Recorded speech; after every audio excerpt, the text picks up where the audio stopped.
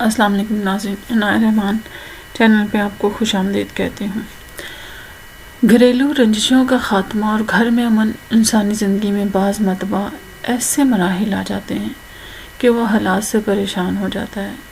گھر میں ہر وقت لڑائی جھگڑا، بات بات پر لڑائی اور ہر وقت کی رنجش سے گھر سے خیر و برکت اٹھ جاتی ہے، گھر کی رونق مان پڑ جاتی ہے، گھر میں کسی کا دل نہیں لگتا، گھر اجاڑ اور جنگل کا نمونہ بن جاتا ہے۔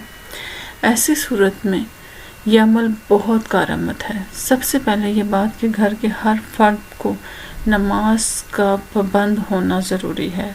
ہر نماز کے بعد 100 مرتبہ آپ نے لا حول ولا قوت الا باللہ العلی العظیم کی ایک تسبیح، اول و آخر درود شریف، اور عشاء کی نماز کے بعد 141 مرتبہ، کتنی مرتبہ؟ 141 مرتبہ یا سلامو کی ایک تسبیح، اس کے بعد 360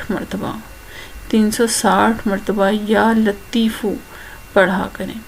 اس عمل کی برکت سے انشاءاللہ اللہ تعالیٰ گھر میں آپس کی رنجش کو ختم کرے گا، گھر میں امن و سلامتی کا ماحول قائم ہوگا، رزق میں برکت ہوگی، روزی کے دروازے کھل جائیں گے، بندشیں ٹوٹ جائیں گی، رنجشوں کی جگہ محبت، امن، سکون آ جائے گا انشاءاللہ تعالیٰ۔